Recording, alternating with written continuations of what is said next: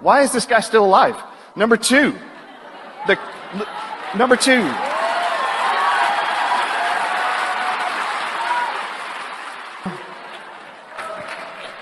The German Corona Committee Foundation reached out to me and asked me to provide all of the documentation to them who are suing the World Health Organization with 1,000 doctors.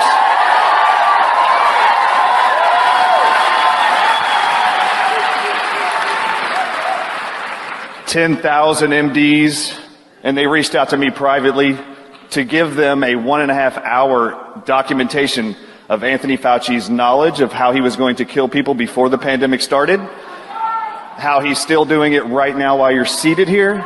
Let's look at the Ebola study. This is what I did in May 2020. I've been in the media ever since to educate you guys the current genocidal attempt and murderous attempts of Anthony Fauci, the NIH, the FDA, the CDC, are all using remdesivir the same way that they used gas chambers to destroy people in Germany.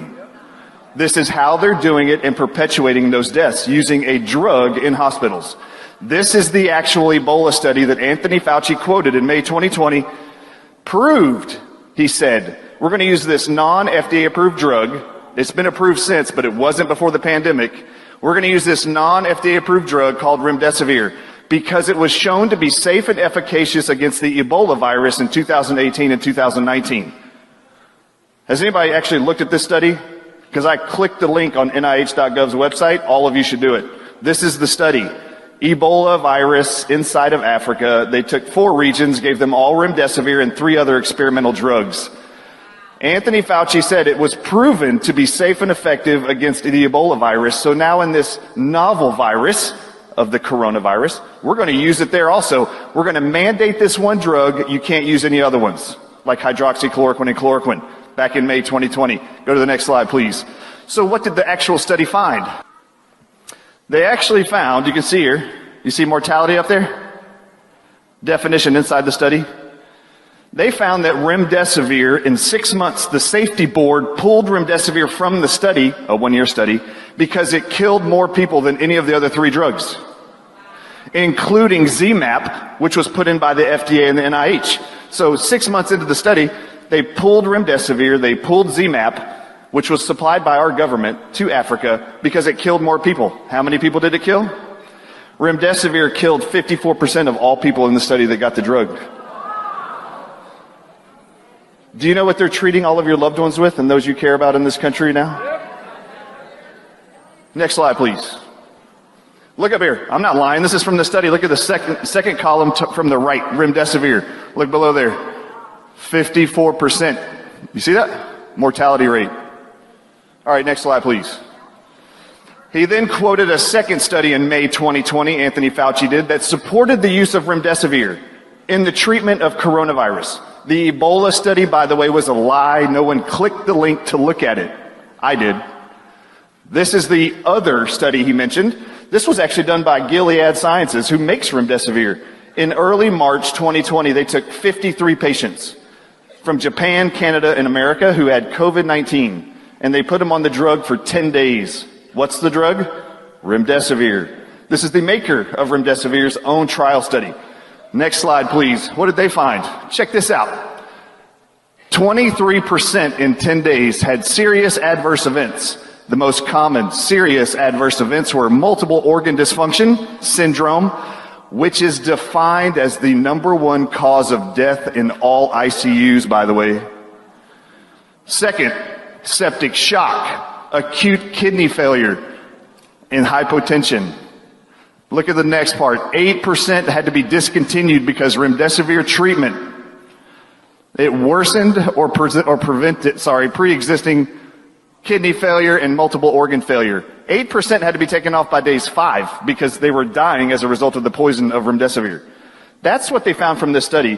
As a result of these studies, they decided to actually push this on the masses. All of you, this was going to be the drug choice. Why? Because it would actually make COVID-19 look more deadly than it really was. One other disgusting thing, Anthony Fauci and our federal health agencies bought up all of the reserves and stock of this experimental drug in 2020. We didn't even let another country have it till the end of October 2020. Do you want to know why America had the most deaths during 2020 in this pandemic than any other country? We were the only country treating people with remdesivir proven to cause acute kidney failure, multiple organ failure, septic shock, and hypotension, all of which are lethal. This was the great setup. So they set this up so that they can murder people, then convince you people were dying of COVID-19. They didn't die of COVID-19. They actually died from remdesivir poisoning causing acute kidney failure. If you just listen to the media, the New York press conferences of all the doctors when when Corona was going throughout New York early on, they were reporting we've never seen a virus ever attack the kidneys like this one is. You start treating this virus and it attacks the kidneys and shut it down. Not only are we finding that we have limited supply of ventilators, we don't have enough dialysis machines for their kidneys. These doctors had no idea it was never the virus to begin with. Remdesivir was proven in 30% of all people to cause acute kidney failure. Do you know what happens when you shut down the kidneys in somebody? Your kidneys release water from the body. Guess what happens when you shut them down? Your body retains water. Your abdomen fills with water. Your heart fills with water. Your lungs fill with water. Do you know what they call that? Pulmonary edema. You are drowning these people to death with their own fluids, and they can't breathe. They were calling it secondary pneumonia. You have to listen to me. Still today, they are calling it pneumonia from Corona. No, it isn't. They are shutting down everybody's kidneys with remdesivir, causing their lungs to fill with fluid, and they are drowning them to death. Do you want to know why this made me so angry? In May 2020, February 2020, I watched a hospital in Dallas, Texas, kill my father-in-law with the same protocols. They are still doing it today, and I'm telling you right now, anybody who's got a loved one in ICUs, please listen to me. Anybody who's got COVID-19, you're going to be threatened with death if you go into a hospital.